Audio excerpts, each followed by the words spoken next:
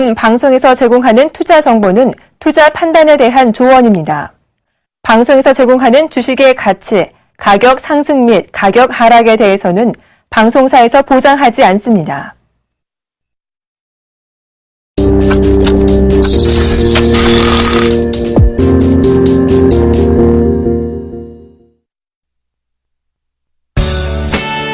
정확한 시황은 기본, 발로 뛰는 주식 투자, 숨은 흑진주 발굴의 대가, 안전성, 정확성은 물론 수익까지 이 모든 것을 원한다면 대박 플러스와 함께 기업 탐방의 원조 조민규 멘토의 발로 뛰는 주식 투자 지금 바로 공개됩니다.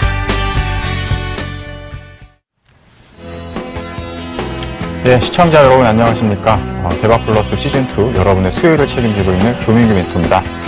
여름 복날하면 뭐가 혹시 떠오르시나요? 복날하면 역시 삼계탕이겠죠? 삼계탕 관련해가지고 앞으로는 일각에서는 그 대한민국 축제로서 이렇게 좀 자리매김하자라는 의견이 좀 조심스럽게 나타나고 있다고 합니다. 복날하면 삼계탕이 떠오르는 것처럼 우리나라에서 주식 투자하면 대박 플러스라는 프로그램이 대표적인 프로그램이 될 수 있도록 오늘 하루도 열심히 한번 또 뛰어보도록 하겠습니다. 자, 먼저 포트폴리오 종목 상담 신청 방법부터 알려드리도록 하겠습니다. 예, 전화 023153에요. 2611부터 2번, 무료 문자 013-3366-0110, 서울경제TV 홈페이지죠. www.cntv.co.kr 종목 상담 신청 게시판에다가요. 기법 관련한 궁금한 사항이라던가 포트폴리오에 대한 전 종목 상담도 이제 가능하시니까 필요하신 분들은 주저하지 마시고 많은 연락 주시길 바라겠습니다. 예, 먼저 이제 오늘 시장부터 좀 정리를 좀 해봐야겠죠. 오늘 시장도 월요일 가고 상당히 좀 유사한 흐름을 보였습니다. 연중에 시작 지수는 상당히 좀 좋게 출발하는 모습을 보였었는데 종가에서는 그렇게 어떤 힘을 좀 이렇게 지켜내지 못하고 종가권에서는 소폭 약보합권에서 좀 마감하는 흐름을 보였습니다. 계속해가지고 기관들의 어떤 수급적인 부분들에 의해 가지고 주식이 좀 올라오고 지수가 좀 올라오다 보니까 차익 매물에 대한 부분들이 좀 출회되는 모습들을 보였었고요. 특히나 이제 오늘 같은 경우에는 증권주, 그다음에 건설주가 좀 단기적으로 급등하는 모습들을 보였었는데 아무래도 이제 그 제2기에 출발한 어떤 경제 개혁에 대한 어떤 기대감들이 또 이제 반영되는 모습들이라고 좀 보시면 될 것 같아요. 그래서 제가 이제 아시는 분들 같은 경우도 지금 이제 증권주하고 이제 건설주가 조금씩 이제 올라오고 있는 흐름들을 보여주고 있는데 지금이라도 좀 담아야 되는 게 아닙니까? 이렇게 좀 질문하시는 분들 계시더라고요. 사실은 증권주나 건설주 같은 경우는 실적을 동반해가지고 올라가기보다는 지금 상승이 진행됐다기보다는 어떤 정부 정책에 대한 기대감, 그리고 가만히 생각해 보시면 증권주라던가 건설주 같은 경우에는 한 3년, 4년째 정도 계속해가지고 시장에서 좀 도태되어 있었던 대표적인 이제 소외 업종이었었거든요. 그래서 주식시장에서 이제 그런 어떤 소외주들이 바닥권에서 좀 이렇게 돌아나가는 어떤 순환매적인 성격이라고 좀 판단하시면 좋을 것 같고요. 일단은 경제에 대한 정책에 대한 기대감이 있지만 가장 이제 큰 이슈로 될 수 있는 것들이 이제 금리 인하일 겁니다. 그래서 앞으로 이제 한국은행에서 금통위에서 금리 인하에 대한 부분들을 이제 발표를 하게 된다고 한다면 오히려 이제 오늘 이제 상승을 했었던 건설 업종이라던가 증권 업종 같은 경우는 이제 재료에 대한 이제 소멸이라고 좀 판단을 하셔야 될 것 같고요. 지금은 이제 기대감에 대한 어떤 주가가 상승을 하고 있는 거니까 지금서부터 단기적으로 좀 추가적인 상승은 가능할 수 있겠지만 이런 부분들이 대세적인 상승으로 이끌게 나가기에는 아직은 실적적인 부분이라던가 이런 부분들이 좀 부족한 부분이 있다. 이런 부분을 좀 참고하시면서 좀 대응하셨으면 좋겠습니다. 특히나 증권 업종도 마찬가지고요. 건설 업종도 마찬가지고 기업에 대한 어떤 기본적인 가치보다 워낙에 좀 저평가되어 있었고 싼 국면에 있었기 때문에 대형주들 같은 경우는 최근 들어서 좀 올라오는 흐름이었었지만 건설 업종 중에서도 중소형 건설사들 같은 경우에는 300%, 500%씩 좀 급등한 종목군들이 많이 있거든요. 이제 그런 종목군들을 실질적으로 찾기 위해서 우리가 이제 제가 저 같은 경우에는 회사를 직접 또 탐방을 하고 작은 기업이지만 앞으로 이제 커나갈 수 있는 성장성이 좀 탑재될 수 있는 기업들을 좀 찾게 되는데 앞서서 이제 건설 업종 같은 경우에도 지금 이제 시작이다 이렇게 보기보다는 단기간에 조금 어떤 기대감을 가지고 시장에 있어서 어떤 주도주가 뚜렷하지 않다 보니까 2000포인트를 또 이제 연중에 코스피 지수 또 연중 최고치를 또 경신하는 모습을 보였었고 그에 따른 어떤 환호성 랠리가 좀 나타났었다 이렇게 좀 정리를 해드리도록 하겠습니다. 특히 이제 시장에 대해서도 지금 이제 2000포인트를 넘어서서 오늘 같은 경우에도 2035포인트 정도의 단기적인 이제 고점을 건드리는 구간까지도 상승을 했었지만 실질적으로 장중에 대한 흐름들을 보면 업종을 대표하는 특히나 이제 수출 관련주들에 대한 주가 흐름들이 상당히 좀 좋지 못한 모습을 보였었거든요. 하이닉스 같은 경우도 지금 5만 원을 다시 한번 좀 이탈하는 모습들도 보였었고 현대차라든가 삼성전자 같은 대형 수출주 그다음에 오늘 실적을 발표했던 LG디스플레이 같은 경우에도 한 2% 가깝게 좀 하락을 하는 모습들을 보였습니다. 이런 부분들을 본다고 한다면 시장의 지수가 이렇게 크게 이렇게 올라가기보다는 그 안에서 어떤 그 오늘 같은 증권주라던가 건설업종 그다음에 시장에서 상당히 좀 소외됐었던 화학업종이라던가 특히 오늘 같은 경우에 또 조선주가 단기간에 좀 바닥권에서 좀 급등하는 모습들을 보였었는데 이러한 바닥권에서의 어떤 순환매들이 좀 시장에 대한 안전판적인 역할을 좀 해줄 수 있는 가능성이 좀 높지 않나 해서 계속해가지고 시장을 받아보면 하락했었던 종목군 그다음에 상승했었던 종목군들이 이렇게 그 색깔이 그렇게 극명하게 나뉘어가지고 뭐라 그럴까 양극화 현상이 좀 크게 작용됐었던 모습들을 보였었는데 오히려 이제 2000포인트 그다음에 박스권을 한 번 더 이렇게 올라서다 보니까 그러한 측면들이 서서히 조금씩 바뀌어 나가는 시장의 분위기가 이제는 좀 싼 종목군들도 바닥권에선 어떤 시세들을 좀 만들어 나갈 수 있는 국면들이 좀 나오고 있어서 그런 종목군들을 보유하고 계셨던 분들이라고 한다면 지금 당장 주식을 파시기보다는 조금 더 보유를 해 나가시면서 지금 이제 뭐 손실이 커졌다가 손실이 좀 줄어들고 혹은 본전권에 이제 됐다라고 이렇게 매수하셨던 가격권을 왔다라고 해서 파시기보다는요 조금 더 시장에 대한 부분들이 추가적인 상승이 좀 가능할 수 있다라고 좀 판단이 되어지니까 보유해 나가시는 것도 하나의 방법이라고 좀 설명을 드리도록 하겠습니다. 예, 뭐 전반적으로 이제 화면을 보시면서요, 준비된 자료를 보시면서 앞으로 이제 시장에 대해서 좀 말씀을 드리도록 할 텐데요. 예, 제가 이번 주 월요일 날 이제 말씀드렸던 부분들이 이제 코스피 지수로 볼 때 2005포인트에서 2030포인트 정도의 어떤 박스권이 이제 형성이 되어졌습니다라고 이제 말씀을 드렸습니다. 이제 실질적으로 오늘 같은 경우는 2035포인트 정도를 다시 한번 이제 터치를 했기 때문에 실질적인 2020포인트가 이제 어느 정도의 어떤 바닥 구간, 박스권 그 상단 구간이라고 좀 보시면 될 것 같죠.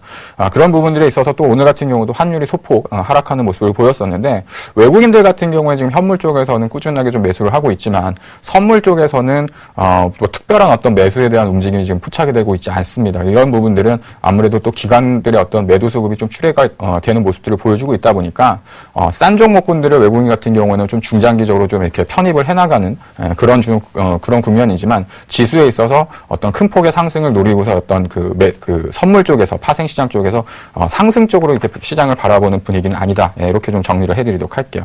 이 얘기는 뭐냐면 사실상 이제 지수가 지금 이제 2030포인트 오늘 같은 경우에도 연중 최고치를 경신하는 모습을 보였었지만 꾸준하고 아주 급등적인 어떤 랠리에 대한 흐름들보다는 어느 정도 또 올라왔다가 뭐 기간적인 약간의 좀 휴식을 좀 취했다가 또 다시 한번 이제 상승을 해나가는 이런 정도의 흐름들인데 일단 뭐 올해 같은 경우에는 기준적으로 본다고 한다면 2013년도 전년도에 형성됐었던 한 2060포인트 정도는 한 번 정도 이제 돌파를 하지 않을까 이렇게 좀 개인적으로 좀 생각을 하고 있습니다. 그래서 계속 해가지고 말씀드리는 것들이 상승을 할 때 추가적인 매수를 하시는 것보다는 지수가 좀 쉬었을 때 오히려 그 주가가 이제 조정을 받고 주가가 좀 쌌던 국면에서 시장을 좀 믿으면서 좀 저가 매수 관점으로 좀 접근해 보시는 것들이 유리하다고 말씀드렸었는데 지금 자체가 이제 박스권 상단부를 한번 이제 넘어섰죠. 그렇기 때문에 지수가 살짝만 좀 움직인다고 조정을 좀 받는다고 하더라도 급격하게 어떤 하락으로 이끌어지기보다는 오히려 이제 2020포인트 혹은 2010포인트 후반 정도가 되면 저가 매수세가 유입되는 어떤 시장의 흐름으로 좀 변화가 이루어졌다. 이렇게 좀 생각을 하시면 될 것 같습니다. 특히나 이제 가장 중요한 건 시장의 지수가 한 번 정도 이제 레벨업을 한 번 했다라는 거죠. 올해 상반기까지는 계속해가지고 2000포인트, 2010포인트, 2020포인트. 이번 같은 경우에도 사실은 뭐 몇 달 만에 다시 한번 또 한 10포인트 정도 상승을 했었지만 이제서부터는 2000포인트라는 지수가 상당히 좀 견고한 어떤 지지권의 의미를 좀 부여할 수 있는 부분들이 생기기 때문에 단기간에는 2000포인트가 쉽게 무너질 수 있는 확률이 좀 적어지는 흐름들이 나타날 수 있겠다라고 좀 보시면 될 것 같습니다. 근데 다만 앞서서 말씀드렸던 것처럼 지금 어떤 시장에서의 양극화 현상이 나타났던 것처럼 지수가 올라간다고 해가지고 종목군들이 동반해가지고 지속적인 어떤 상승 랠리가 이어진다거나 이러한 흐름들보다는 계속해가지고 좀 쌌던 종목군들이 어느 정도 좀 바닥권에서 좀 올라와주고 또 위에서 이제 조정을 좀 쉬었던 종목군들은 또 어느 정도 또 쉬었다가 눌림목이 형성되고 또 다시 한번 또 재상승이 일어나가는 그래서 실질적으로 이제 내가 샀던 가격을 기준으로 종목에 대한 매수 관점을 보셔야 된다. 지금은 추세적인 부분들, 추세적인 종목에 대한 추세도 중요하게 할 수 있겠지만 내가 지금 주식을 샀을 때 기준적으로 살 수 있었던 가격이 상당히 중요한 시점이 됐다라고 좀 정리를 해서 말씀드리도록 할게요. 예, 오늘 같은 경우는 대표적으로 볼 수 있다고 한다면 업종에 대한 부분들을 좀 살펴봐야 될 텐데요. 특히나 뭐 금융업종, 은행이라던가 증권주가 상당히 좀 강한 모습을 보였었죠. 그리고 이제 건설업종 중에서도 대형 건설업체, 그다음에 중소형 건설업체들이 좀 급등하는 모습을 보였습니다. 뭐 이러한 흐름이라고 한다면 유동성에 대한 측면들, 그다음에 뭐 정부 정책에 대한 기대감이 이제 이런 업종 쪽으로도 반영이 됐다라고 좀 보시면 될 것 같은데 중요한 건 뭐냐면 이제 철강 금속이라던가 화학 업종들도 단기간에 좀 올라오는 모습을 보였었고요. 오늘 같은 경우는 또 조선업종 같은 경우에 뭐 삼성중공업이나 대우조선해양 같은 경우에도 5% 넘게 좀 급등하는 모습들을 좀 보였습니다. 그래서 시장에서 싼 종목을 찾아야 되는 시점이 이제 서서히 오고 있다. 지금 어느 정도는 또 이제 반영되는 종목군들도 있을 수 있겠지만 이제는 과거의 어떤 주가가 이제 하락을 했기 때문에 더 내린다 이렇게 판단하기보다는 바닥권에서 서서히 시세적인 어떤 추세적인 변화가 나타나는 모습들을 좀 확인을 하시면서 좀 대응을 하시면 좋겠고요.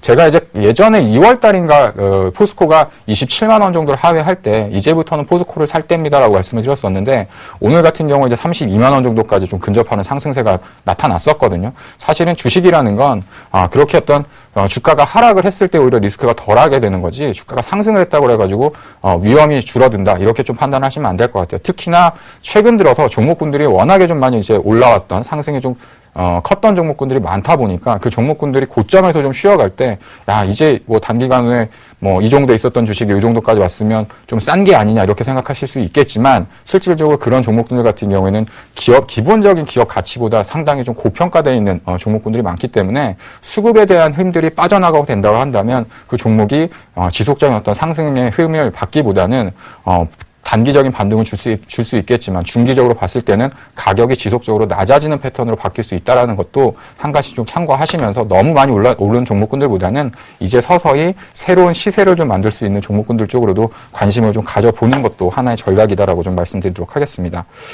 예, 그 다음에 이제 시장에 대한 부분들을 볼 때 지금 현재는 뭐 환율에 대한 부분을 빼놓고 얘기할 수가 없겠죠. 그래서 오늘 같은 경우에도 환율이 소폭 하락하는 모습을 보였었는데 지금 화면에 보시는 게 이제 달러 인덱스 차트입니다. 그래서 실질적으로 달러 인덱스라는 거는 그 6개국 통화에 대한 어떤 평균적인 상대적 가치를 비교하는 건데 지금 달러화가 상당히 좀 강한 모습으로 지금 올라오는 모습들을 보여주고 있거든요. 그래서 실질적으로는 달러화가 상승을 한다는 건 원화가 약세 국면으로 가야 되는데 이제 우리나라 같은 경우에 반대로 원화가 강세 국면으로 갔었죠. 단기적으로는 최근 들어서 1010원대가 좀 이탈을 했다가 1030원대 중반대까지 좀 급반등을 좀 보여주는 모습들을 보였었는데 다시 한번 달러가 좀 강세에 대한 국면으로 간다라고 한다면 원화 강세에 대한 기조들보다는 어느 정도 그 환율 자체도 하방에 대한 어느 정도는 안정판을 좀 확인을 하고 다시 한번 1030원에서 1040원 밴드 정도까지는 반등이 좀 들어갈 수 있는 가능성을 좀 열어놓고 보셔야 될 거라고 좀 생각이 듭니다. 특히나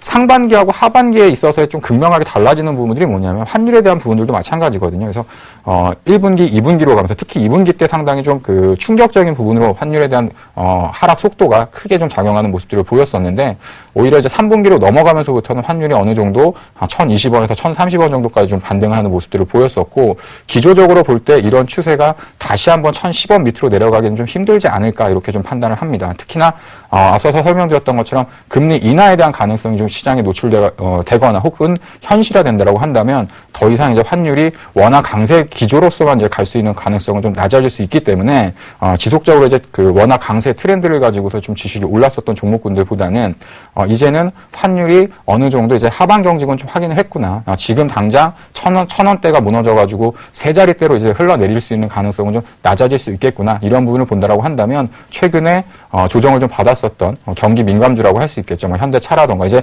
내일 같은 경우에 현대차에 대한 실적 발표를 또 할 텐데요. 오늘 LG 디스플레이 같은 경우도 상대적으로 좀 실적이 선방했다라는 의견들이 좀 나타나고 있습니다. 근데 실질적으로 오늘 LG 화학 같은 경우에도 실적을 발표하고 좀 하락을 보였다가 다시 한번 좀 올라가는 모습들을 보였었고 오늘 같은 경우도 LG 디스플레이가 실적을 발표했었는데 소폭 조정을 보였단 말이죠. 근데 실질적인 어떤 그 실적에 대한 전망 전망치들을 보면 상반기보다는 하반기가 훨씬 더 좋다라는 의견들이 좀 많이 남아있기 때문에 이러한 종목군들도 상반기에는 환율에 대한 영향으로 인해 가지고 수익성이라던가 이런 부분들이 좀 줄어드는 모습을 보였다고 한다면 오히려 3분기와 하반기로 갈수록 환율의 어느 정도 안정화를 찾으면서 시장의 어떤 주도주 선상에 다시 한번 설 수 있는 가능성이 좀 커진다. 이렇게 좀 보시면 좋을 것 같아요. 특히 앞서서 이제 지수를 설명드리면서도 우리나라 대표하는 삼성전자라던가 현대차, 그다음에 IT 대표주 종목군들이 있겠죠. 뭐 하이닉스라던가 LG디스플레이 이런 종목군들, 시가총액이 한 15조 이상 되는 종목군들 같은 경우가 사실은 시장의 중심이 서야 코스피 지수가 한 번 더 이제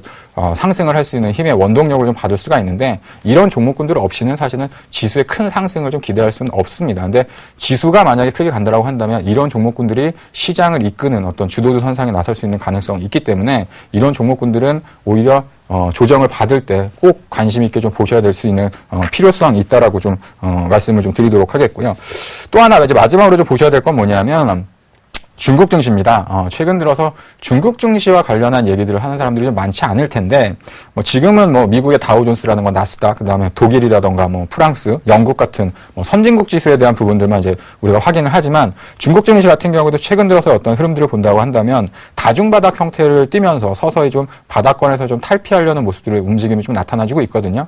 특히 앞서서 말씀드렸던 이제 달러화가 강세로 가고 있는 가장 좀 큰 이유 중에 하나는 미국에 대한 경기 회복도 있겠지만 유럽에서 추가적인 어떤 유동성을 공급을 해가지고 유로화가 약세 국면으로 갈 수 있는 가능성이 있다라고 좀 시장에서 또 얘기하는 판단을 좀 하고 있습니다. 그래서 이러한 부분이라고 한다면 특히 유럽계 자금들이 어떤 중국이라던가 특히 이제 우리나라 같은 선진국 증시 외적인 부분에 있어서의 어떤 투자 자금이 들어오는 흐름들이 나타난다고 한다면 중국 증시와 함께 과거의 중국 관련주라고 볼 수 있었던 철강, 화학, 조선주 섹터가 될 수 있겠죠. 이런 종목군들도 단기적인 어떤 바닥 국면에서 탈피하는 모습들이 좀 나올 수 있는 가능성이 좀 있다라고 좀 보시면 될 것 같고요. 제가 지난번에도 그런 얘기를 드렸었는데 화학주라던가 조선주 같은 경우에는 2월 달보다는 조금 더 주가에 대한 더 조정이 받으면서 기업에 대한 기본적인 가치 이하권까지 좀 하락을 했을 때 매수 관점으로 좀 접근해 보시는 게 좋다라고 말씀드렸습니다. 이제는 그런 종목군들도 단기적으로 어떤 시장에 대한 리스크는 어느 정도 좀 줄어들었다라고 좀 판단이 되어지니까요. 많이 올랐던 종목군들 가고 있는 말에 이제는 동참할 때보다는 이제는 서서히 밑에서부터 추세적인 변화를 나타내는 종목군들, 이런 종목군들 쪽으로 좀 봐야 되는 시점이 아닌가 이렇게 좀 말씀을 드리도록 하겠습니다. 그래서 전반적으로 시장의 분위기가 좋다 나쁘다 이렇게 판단하기보다는 확실하게 계속해가지고 올해 시장에 있어서 가장 중요했던 부분들은 뭐냐면 종목별 차별화 장세, 종목별 장세였었죠. 근데 일단 그런 부분들은 뭐였었냐면 지수 자체가 막혀 있었기 때문에 지수 관련됐었던 대형주 섹터 쪽으로는 사실은 돈이 갈 수가 없었습니다. 근데 이제는 한 번 정도 20포인트에 있어서였던 단단한 벽을 한번 뚫어냈기 때문에 이제는 한 번 더 위쪽으로 간다라고 한다면 동반해가지고 위쪽에 있었던 종목군들과 밑에서부터 서서히 이제 올라올 수 있는 종목군들 쪽으로 같이 돌아나가는 어떤 순환매적인 형태의 장들이 연속적으로 나타날 수 있다. 그런 얘기는 사실 시장의 분위기가 조금은 좋아질 수 있는 가능성이 조금 더 높아질 수 있다라고 좀 보시면 될 것 같고요. 그래서 앞서도 말씀드렸던 것처럼 시장이 좋다고 해가지고 무조건 수익이 나느냐, 사실 그런 것도 아니고 시장이 나쁘다고 해가지고 모든 사람들이 손실을 보느냐, 사실 그런 것도 아니거든요. 근데 가장 힘든 건 뭐냐면 시장이 올라갈 때 손실을 보는 게 가장 힘듭니다. 근데 지금이 사실은 시장이 올라갈 때 코스피 지수를 기준으로 볼 때 지수는 올라갔는데 내가 샀던 종목이 잘못 샀기 때문에 시장은 올라가지만 내 종목은 빠지는 경우들이 발생을 할 수가 있고요. 시장이 올라가니까 내 종목이 올라갈 거라고 생각해서 들고 있다가 손실이 커지는 가능성이 있으니까 지금은 매수를 하실 때도 약간 신중을 기하시면서 매수를 해야 되는 시점이라고 말씀을 드리도록 하겠습니다. 그래서 시장의 부분을 대한 부분들은 한 요 정도까지만 정리를 하시면 될 것 같고요. 너무 이렇게 하락이다, 상승이다 이렇게 판단하시기보다는 일단 주식 투자라는 건 제가 요새 이제 만나시는 분들한테 그런 얘기를 드리는데 주식 투자는 단순한 어떤 머니게임, 매매에 대한 도박판이 아니고요. 주식 투자는 하나의 경영입니다. 경영. 내가 이 기업을 정말 믿고 투자를 해서 이 기업과 오래 갈 수 있는 기업들인지를 판단하신다고 한다면 지금 장이나 혹은 시장이 좋지 않은 장에서도 큰 어떤 흔들림 없이 주식을 하실 수 있다라고 좀 판단을 하고요. 그렇기 때문에 제가 기업 탐방을 하고 있는 거라는 얘기를 다시 한번 좀 드리도록 하겠습니다. 예, 시장에 대한 정리는 이 정도까지 하고요. 본격적으로 기업에 대한 부분을 다시 한번 좀 설명드리는 시간을 갖도록 하겠습니다. 예, 지금 이제 포트폴리오에 있는 종목군들 한번 살펴보도록 할 텐데요. 예, 지금 이제 동아일텍이 26.2% 정도까지 좀 상승하는 모습이고, 그다음에 예, 유니테스트가 19%, 그다음에 우주일렉트로, 뭐 네페스, 메스로텍, 나머지 종목군들은 소폭 마이너스권에서 지금 등락을 거듭하고 있습니다. 뭐 지난주에 설명드렸던 뭐 LMS 같은 경우에는 마이너스 5% 정도의 수익률을 기록을 하고 있네요. 그래서 일단 동아일텍 같은 경우에는요, 목표가에 대한 부분을 좀 변경을 했기 때문에 동아일텍부터 좀 보면서 말씀을 드리도록 하겠습니다. 예, 기술적으로 보시면요, 지금 매수했었던 가격에서 더 단기적으로 좀 상승을 했고요. 오늘 같은 경우에도 직전 고점을 좀 돌파하는 모습을 보였습니다. 하지만 제가 이 기업을 설명드릴 때 기본적으로 기업에 대한 어떤 기본적인 가치보다 싼 국면에 있다라고 말씀을 드렸었고, 지금 현재 어떤 구간이 단기적으로 봤을 때는 직전 고점을 돌파했지만 실질적으로 상장했었던 최고가는 아직도 많이 거리가 좀 남아 있거든요. 그래서 실질적으로 지금 제가 생각했었던 목표가는 12,000원 정도로 보고 있기 때문에 지난번에 제시드렸던 목표가 9,000원에서 목표가를 12,000원 정도 상향 조정을 하도록 하겠고요. 그 다음에 손절가는 매수했었던 가격 정도로 상향을 해가지고 포트폴리오에서 유지를 해 나가도록 하겠습니다. 그 다음에 유니테스트 같은 경우는 지속적으로 좀 말씀을 드렸으니까 좀 넘어가도록 하겠고요. 우주 일렉트로를 한번 살펴보도록 하겠습니다. 예, 뭐 앞서서 그 우주 일렉트로 같은 경우도 설명을 드릴 때 2분기 실적은 안 좋을 겁니다라고 이제 말씀을 드렸었지만 실질적으로 그렇기 때문에 사실은 주가가 좀 많이 내렸었고요. 지금 이제 2분기라는 건 사실은 이제 지난 과거가 됐거든요. 이제 앞으로 3분기, 4분기 그다음에 앞으로 이 회사가 과연 좋아질 수 있느냐 이런 부분들을 좀 봐야 될 텐데 지금 현재 수준이라고 한다면 실질적으로 기본적인 이 기업에 대한 기본 가치보다 훨씬 더 좀 저평가되어 있는 구간이라고 좀 말씀드릴 수 있겠고, 지금 현재 어떤 흐름을 본다고 한다면 대략적으로 한 12,000원 정도 수준에서 계속해가지고 좀 지지를 받아나가는 모습을 좀 보여주고 있습니다. 그래서 지금 아마도 이제 2분기 실적을 발표하고 나면 불확실적인 해소 측면에서 어떤 주가에 대한 방향성이 한 번 더 이제 나타날 수 있을 거라고 예상을 하고 있는데요. 일단 최근에 있어서의 주가 흐름이 좀 지지부진했던 건 뭐냐면 연기금에서 지금 주식을 좀 많이 팔았습니다. 그래서 기관권의 어떤 수급 자체가 좀 꼬여져 있는 흐름들을 보여주고 있다 보니까 주가 자체가 좀 바닥권에 위치를 하고 있는데 기관에 대한 수급은 끝났지만 외국인들은 오히려 주식을 좀 사고 있는 국면에 있기 때문에 오히려 이제 팔고 나간 사람들이 이제 끝난 거고, 새로운 수급들이 들어오려면 2분기 실적 발표 이후에는 오히려 추가적인 조정보다는 오히려 이제 불확실성 해소 측면에서 단기적인 어떤 방향성이 바뀌는 어떤 시점이 되지 않았나. 이제 가격이 싼 국면은 어느 정도 탈피하는 시점이 됐고, 추가적인 하락보다는 상승적으로 추세적인 전환이 나타날 수 있는 구간에 진입을 했다. 이렇게 짧게 정리를 해드리도록 하겠습니다. 예, 이렇게 뭐 종목군들에 대한 부분들 AS를 좀 마무리 짓도록 하겠고요. 실질적으로 이제 탐방을 했었던 종목에 대해서 다시 한번 좀 설명을 드리도록 할 텐데요.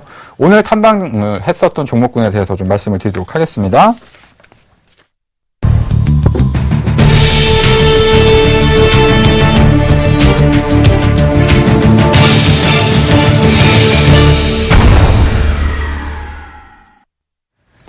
예, 오늘 이제 방송에서 설명드리는 종목을 말씀드리기 전에, 동아일텍이라는 기업도 사실은 제가 방송에서 2번 정도, 편입을 했었던 것 같아요. 처음에는 이제 주가가 좀 올라 있는 상황에서 제가 탐방을 갔을 때는 주가가 별로 안 올라 있었었는데, 오히려 그 이후에 이제 실질적으로 주가가 좀 올랐었고, 방송을 하려다 보니까 주가가 올라 있는 상태에서 좀 소개를 드려가지고, 다시 한번 또 이제 한 8,000원 밑에서, 재편입을 해서 다시 한번 이제 고점을 돌파하는 모습들을 보였었는데, 오늘 말씀드리는 종목도 아주 뭐 신선하고 새로운 종목은 아니라는 걸 먼저 말씀드리도록 하겠습니다. 다만 지금 이 기업이 새로운 모습으로 또다시 성장을 준비하고 있는 형태가 됐기 때문에 업데이트적인 부분에서의 어떤 기업적인 부분, 그리고 또 방송을 처음 보시는, 그리고 또 이 기업을 잘 모르셨던 분들이라고 한다면 이 회사가 어떤 사업을 하고 있고 이러한 형태로서 지금 사업이 진행되어지고 있고 앞으로의 어떤 전망이 이런 부분이 있구나, 이렇게 좀 참고를 하시면서 투자에 좀 도움이 되셨으면 합니다. 오늘 말씀드릴 기업은요, GNC 에너지입니다. 예, GNC 에너지는 지난번에도 제가 한번 방송에서 말씀을 드렸었는데요.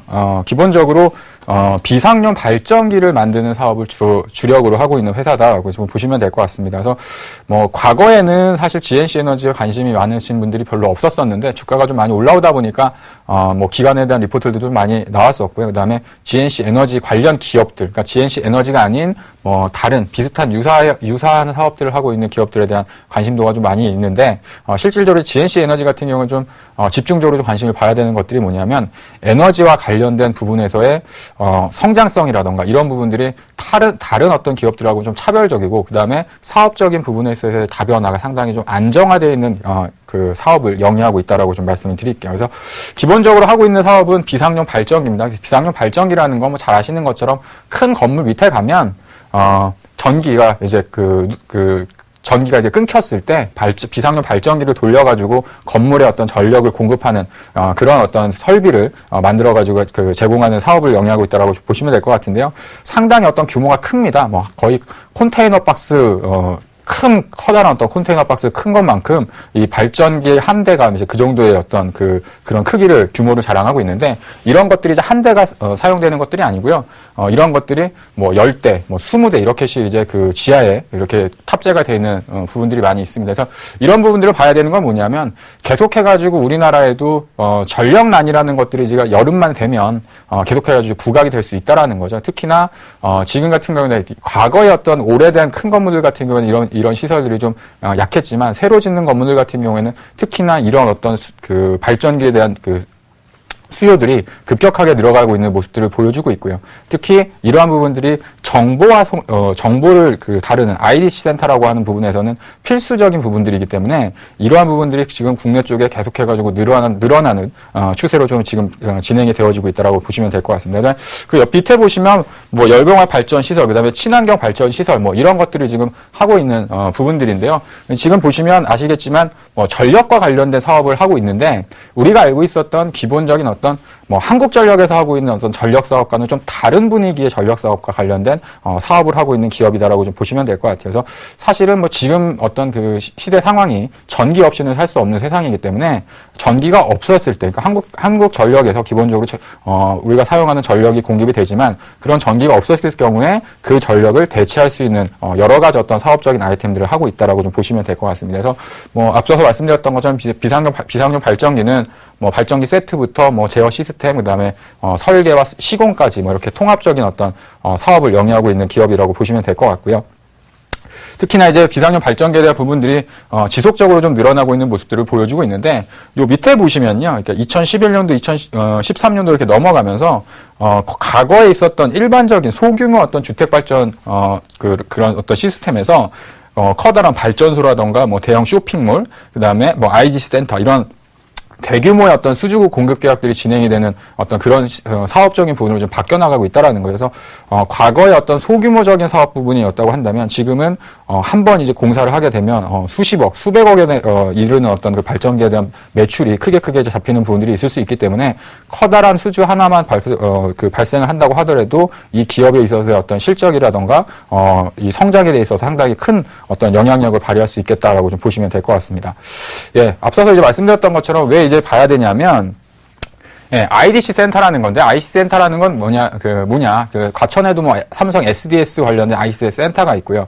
뭐 KT와 관련된 뭐 IDC 센터라는 것도 있죠. 그래서 지금 계속해가지고 우리가 사용하는 뭐 스마트폰, 그 다음에 뭐 컴퓨터에서 나오는 정보들을 이렇게 저장해 놓는 흔히 얘기하는 이제 빅데이터에 대한 시대라고 얘기를 하는데, 이런 부분들을 저장해 놓는 정보 저장소라고 생각을 하시면 될 것 같아요. 근데 당연히 그런 부분들이라고 한다면 전기가 일시적이라도 끊기면 안 되겠죠. 그래서 그런 부분들에 대한 대체적인 부분들의 전력 공급이 필요하기 때문에 비상용 발전기가 필수적인 부분들이고, 특히 이제 우리나라뿐만 아니라 뭐 마이크로소프트라던가 그다음에 뭐 이베이, 페이스북 같은 경우에도 우리나라 쪽에다가 이 IDC 센터를 대규모로 좀 건립하려는 준비를 하고 있기 때문에, 이런 시장이 열린다고 한다면 GNC 에너지가 할 수 있는 사업적인 부분이 상당히 큰 폭으로 시장에 대한 부분들이 넓어질 수 있다라고 좀 보시면 될 것 같아요. 그래서 올해 같은 경우도 뭐 대략적으로 한 1,000억 규모 정도의 어떤 수주라고 그 발전기 시장 쪽을 예상을 하고 있는데, 이런 부분들이 사실상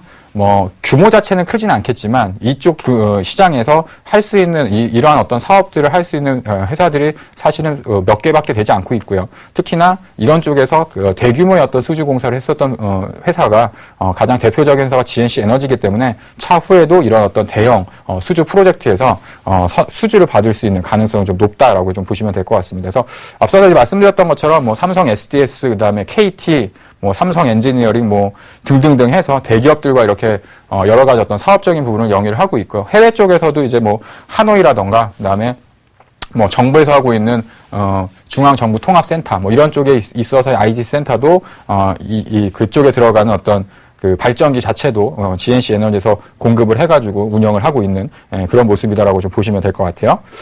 그 다음에 이제 하나씩 특히나 이제 이 부분을 좀 중점적으로 봐야 되는데 업데이트된 내용을 좀 기존에 GNC 에너지를 기억하시는 분들이라고 한다면 이 부분에 대해서 좀 설명을 드리도록 하겠습니다.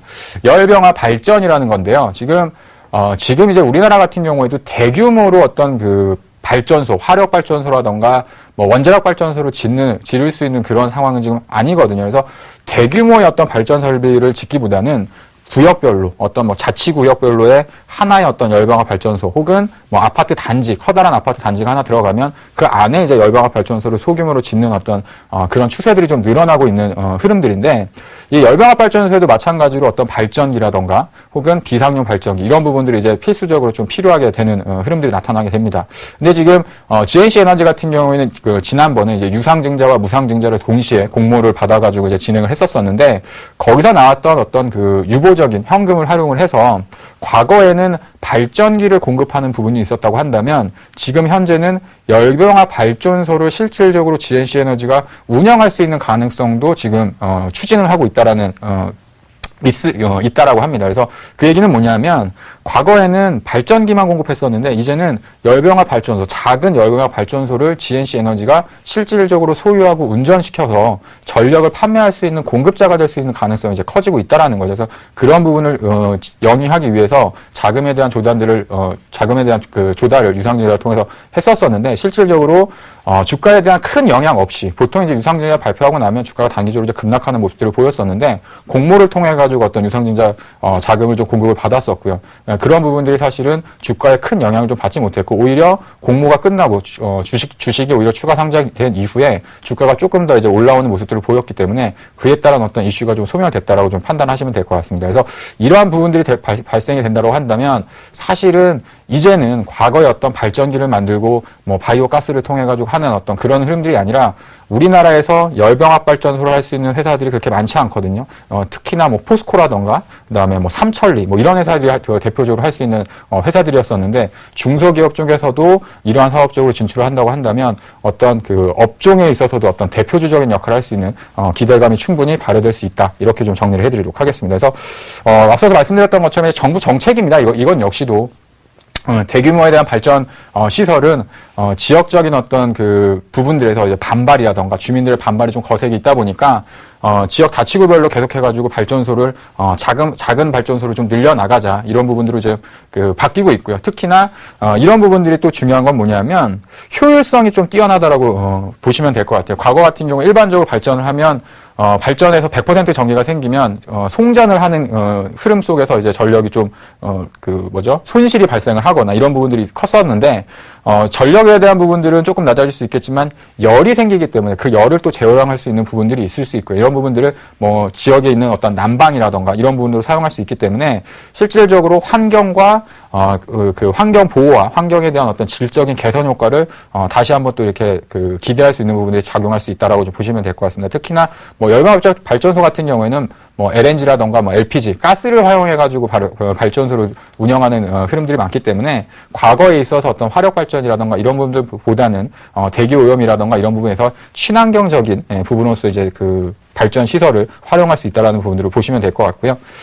예. 특히나 이제 가장 중요했던 부분들이 이제 바이오 가스죠. GNC 에너지에서 가장 그 핵심적인 이슈가 됐던 것들이 사실은 이제 바이오 가스인데, 예, 지금 화면에서 뭐 글씨가 좀 잘 안 보일 수 있겠지만 대략적으로 보시면 뭐 음식물 쓰레기, 그다음에 하수에서 나오는 슬러지, 그다음에 가축을 키우다 보면 이제 분뇨라던가 뭐 이제 부산물들이 나오는데 이런 부분들을 모아가지고 발효를 시킵니다. 그래서 발효를 시켜서 나왔던 메탄가스를 이용해가지고 그 부분을 통해서 이제 가스를 태워가지고 이제 그 바이오 가스를 그 발전을 이용을 하는 거고요. 이런 부분들이 사실은 이제 전력을 재판매할 수도 있겠지만 이런 부분을 통해 가지고 다른 정부에서 또 어떤 그 지원에 대한 부분들을 좀 발생을 시켜주는 부분들이 있거든요.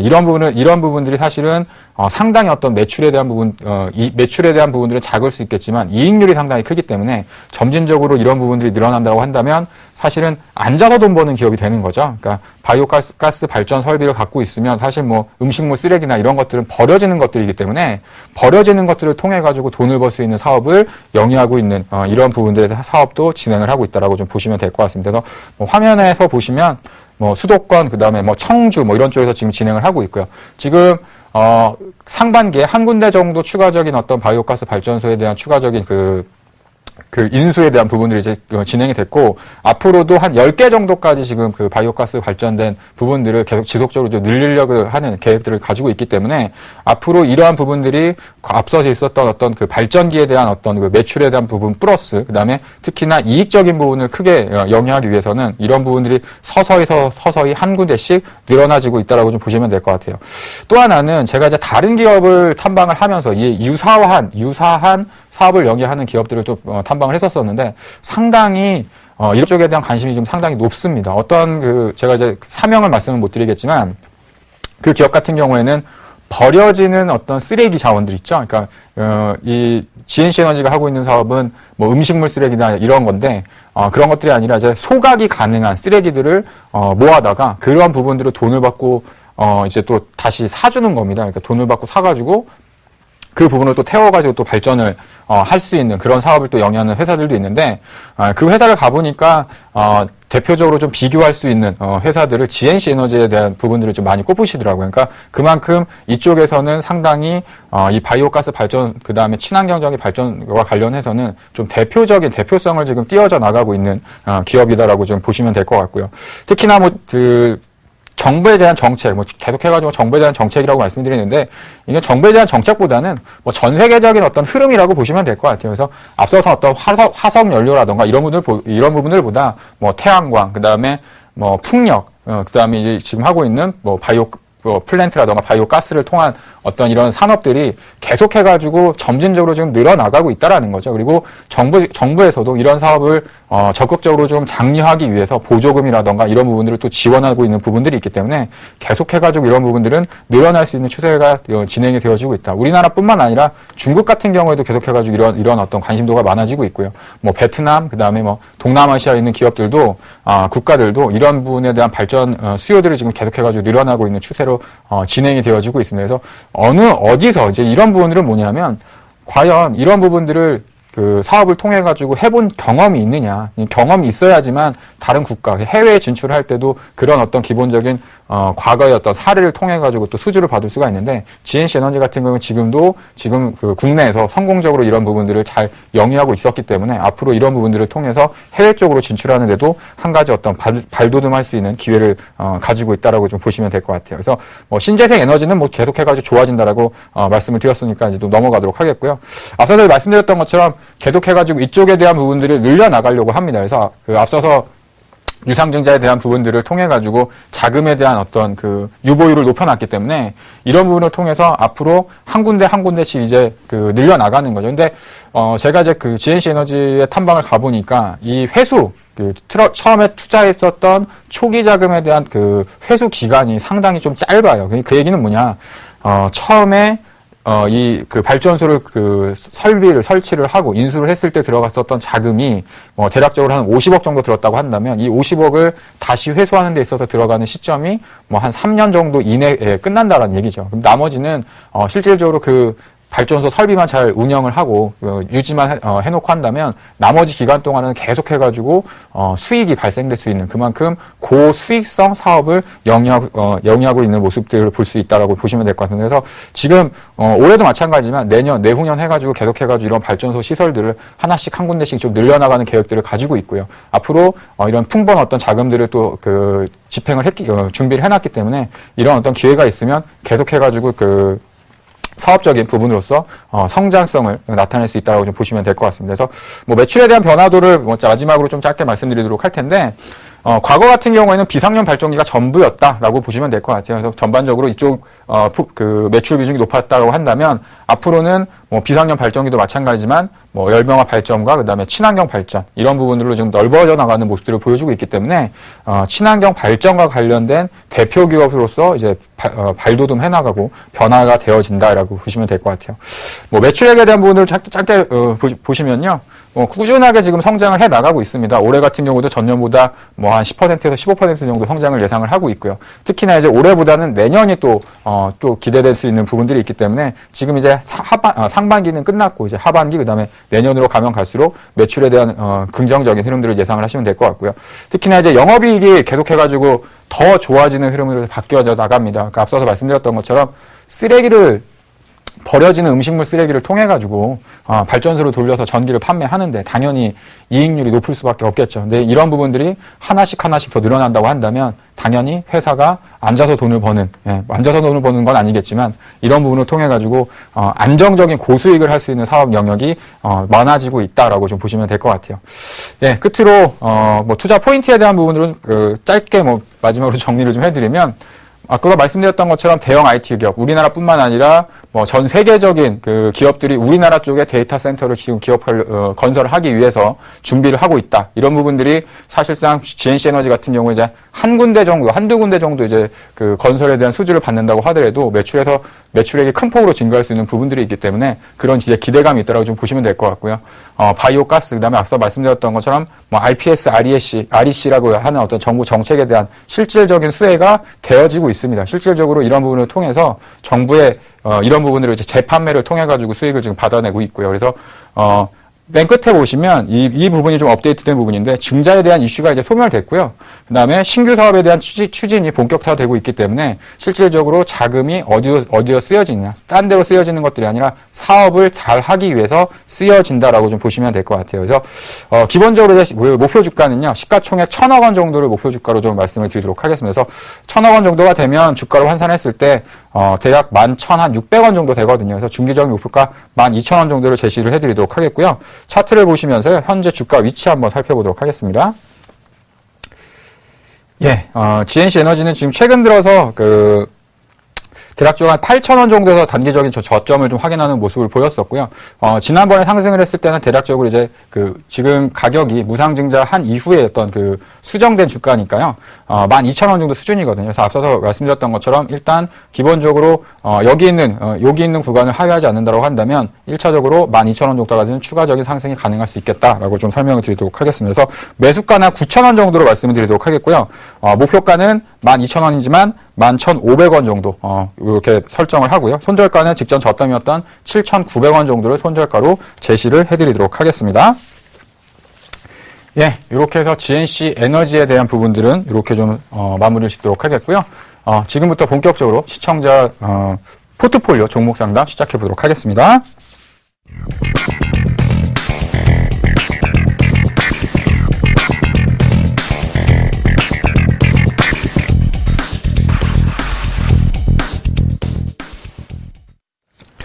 예, 여보세요? 예, 수고하십니다. 예, 안녕하세요. 네, 안녕하십니까. 예, 어떤 종목이 궁금해서 전화 주셨죠? 아까 불러드렸고요. 네 종목인데요. 예. 웰크론하고, 예. SGNG, 예. 스카이라이프, 남선알미늄, 이렇게. 예, 알겠습니다. 지금 네 종목 정도 보유하고 계신데, 현금이 한 5% 정도 있으시네요. 네. 예, 그리고 나머지는 25% 이렇게 정률적으로 좀 나눠가지고, 편입을 하셨나봐요. 네. 예. 일단, 웰크론부터 좀 말씀을 드리도록 할게요. 예, 지금 매수하신 가격이 한 2,600원 정도인데, 네. 예, 보유하신 기간이 좀 오래되신 건가요? 예, 요거는, 올 초에. 예. 모았는데요. 이렇게 많이 오른 적도 있었어요. 예. 근데 이제 제가 보는 목표가는 좀 더 높았거든요. 예, 얼마 정도를 생각을 하시는데요? 이제 월봉상 보고, 한, 3,500원 정도까지. 3,500원 정도요? 예. 예, 일단, 제가 이제 웰크론과 관련된 기업을 갔다 왔습니다. 한 2주 전에 웰크론 본사를 갔다 왔거든요. 근데 웰크론 때문에 갔던 건 아니고 이제 웰크론과 관련된 이제 관계사에 대해서 이제 탐방을 갔었는데 웰크론도 얘기를 좀 들었어요. 근데 실질적으로 지금 웰크론 같은 경우에는 본사, 그러니까 웰크론 실질적인 실적이 생각보다 그렇게 좋지 못하는 흐름들이거든요. 그러니까 작년도 같은 경우에도 소폭 적자를 기록을 했었었고 올해 같은 경우에도 지금 실적이 이렇게 크게 좋아지고 있는 모습들은 안 나타나고 있습니다. 그래서 지금 이제 제 의견은 지금 현재 구간에는 뭐 주가 자체가 뭐 어떤 그 기술적으로 봤을 때는 추가적인 하락보다는 단기적으로는 어느 정도 좀 저점은 나왔다고 좀 판단이 되어지는데요. 아까 말씀하셨던 뭐 3,500원 정도에 대한 목표 주가는 조금 과하다는 측면이 있다라고 좀 판단이 되어지고요. 그래서 일단 목표가는 한 2,800원 정도로 말씀을 드리도록 하겠고요. 손절가는 2,100원 정도. 만약에 2,100원은 이탈이 되게 되면 추가적인 좀 하락에 대한 가능성이 좀 있기 때문에 목표가 2,800원과 2,100원에 대한 손절가를 좀 말씀드리도록 하겠습니다. 마찬가지로 지금 뭐 여기서 주가가 뭐 단기간에 어떤 뭐 하락으로 전환된다 이렇게 보기보다는 웰크론 같은 경우에는 지금 본사가 하고 있는, 웰크론이 하고 있는 흐름들보다는 자회사에 대한 실적, 웰크론 강원이라던가, 웰크론 한택, 뭐 이런, 관련된 회사들의 그 실적에 대해서 주가 좀 흐름이 같이 연동돼가지고 나타날 가능성이 있거든요. 이런 부분 참고하셔가지고, 보유해 나가시면 될 것 같아요. 그 다음에 SGNG인데요. 혹시 SGNG 같은 경우에는 어떤 이유에서 매수를 하게 되신 거죠? 여러모로 저평가됐고요. 예. 또 자동차 부품주 자회사가 있지 않습니까? 예, 예. 실적도 좋은 걸로 알고 있고요. 예. 실적 대비, 가치 대비, 그러니까 너무 저평가된 거 아닌가. 예. 예, 그래서. 예. 사실은 맞습니다. 말씀하셨던 내용들이 다 맞는 내용들인데, 부채가 좀 많죠. SGNG 같은 경우에. 그리고 과거의 시세를 한번 좀, 냈었던 흐름들이 있었었고요. 그래서, 지금 SGNG 같은 경우도 과거처럼 어떤 이렇게 큰 폭의 어떤 상승을 이어져 나갈 수 있는 흐름인가? 이 부분은 좀 아닌 것 같아요. 지금 현재 어떤 국면으로 본다라고 한다면. 단기간에는 가격적인 어느 정도의 그 저점 구간이 좀 확인이 됐다라고 좀 판단이 되어지거든요. 그래서 1차적으로 보면, 3,000원 초반대에서 4,000원 초반대 정도까지는 일단 그 박스권에 대한 흐름들은 어느 정도 완성이 됐다라고 좀 판단이 되어지는데, 그래서 목표가는 대략적으로 한 4,800원 정도로 제가 볼 때는 이 정도가, 기본적으로 1차적인 목표가 정도가 좀 될 수 있을 것 같고요. 그 다음에 손절가는 3,900원 정도로 좀 말씀드리도록 하겠습니다. 그래서 지금 전화하셨던 분, 말씀하셨던 내용을 보니까 기술적인 부분은 어느 정도 좀, 분석을 하실 수 있는 능력이 좀 있으신 것 같아요. 근데, SGNG 같은 경우에 앞서 말씀하셨던 건 자회사에 대한 실적이라든가 이런 부분도 있을 수 있지만, 부채에 대한 부분들, 그 다음에 과거의 시세가 한번 났었던 부분들이 있기 때문에 여기 있는 매물대를 좀 소화해 나가는 시간적인 부분이 좀 필요할 수 있는 가능성이 좀 높다. 이렇게 좀 말씀을 드리도록 하겠습니다. 그래서 회사의 내용은 아직까지는 좋은 기업이기 때문에 좀 보유해 나가신다고 한다면 충분히 매수했었던 가격 이상권까지는 충분히 갈 수 있다. 이렇게 말씀드리도록 할게요. 그 다음에 남선 알루미늄이 있네요. 네. 예, 남선 알루미늄은 밥통 때문에 사신 건가요? 아니, 남선 알루미늄은 보통이 아니고요. 예. 일단 알코아 주식도 오르잖아요. 예, 예. 네. 그리고, 지금 전 부서가 흑자로 턴어라운드 되는 걸로 알고 있고요. 예. 그리고 부동산 회복에 따른 또 기회주기도 하고요. 예, 예. 그리고 이제 범퍼 자동차 부품으로도 이제 알루미늄이 시장 경력으로 쓰이기도 하니까. 예. 연초 대비 많이 올랐어요. 주가가 많이 그렇죠. 올랐는데 예. 실적은 계속 좋아지고 수급도 그렇게 나쁘진 않은 것 같아서 최근에 들어갔습니다. 예, 알겠습니다. 일단 매수하신 가격이 1,400원이니까 상당히 좀 높은, 단기적으로 좀 많이 올랐던 가격에서 좀 매수를 하신 것 같아요. 그래서 실적에 대한 부분들을 확인을 해보면 시가총액이 지금 어느 정도 좀 반영됐다라고 좀 판단이 되어지거든요. 근데 지금 현재 추세는 아직까지 좀 살아있고, 실적에 대한 부분들이 조금 더 이어져 나갈 수 있다라는 좀 판단이 들기 때문에 보유 의견을 말씀드리는데, 목표가는 이렇게 높게 말씀 못 드리겠습니다. 그래서, 일단 제 기준으로 볼 때는 목표가는 한 1,600원 정도면, 단기적인 목표가를 좀, 제시를 해드리도록 하겠고요. 손절가는 1,280원 정도 제시를 해드리도록 하겠습니다. 예, 그 다음에 이제 스카이라이프가 있네요. 예, 그 다음에 스카이라이프 같은 경우에는 공식적으로 좀 매도 의견을 좀 말씀을 드리고 싶은데요. 일단 성장성에 대한 부분들이 좀 결여됐다라고 좀 판단이 되어집니다. 그리고 지금 현재 국면에서의 어떤 스카이라이프에 대한 성장성 자체가 어느 정도 지금 시장에서 좀 두각을 나타낼 수 있는 부분들이 아니고, 또 하나는 어떤 기본적인 기업에 대한 기본적인 가치보다도 많이 고평가되어 있는 부분들이 있기 때문에 주가가 어떤 상승적인 큰 폭의 상승의 랠리를 만들 수 있는 가능성이 좀 낮다라고 좀 판단이 되어져서 매도 의견을 좀 제시를 해드리도록 하겠고요. 일단 스카이라이프 같은 경우에는 한 25,000원 정도 구간을 1차적인 반등에 대한 목표가로 좀 제시를 해드리겠고, 손절가는 한 23,000원, 23,000원 정도가 하향되면 약간 좀 손실에 대한 관리를 좀 하실 필요가 있지 않나, 이렇게 좀 정리를 해드리도록 하겠습니다. 예, 좀 답변이 좀 빨리 좀 진행이 됐었는데, 참고하시는 데 좀 도움이 되셨나요? 아, 예, 고맙습니다. 아, 예. 나중에서라도 또 궁금하신 사항 있으면 또 전화 한번 주시고요. 이제 보유하셨던 종목군 가지고 큰 수익 올리시길 바라겠습니다. 참여해주셔서 감사합니다. 아, 고맙습니다. 수고하십시오. 예.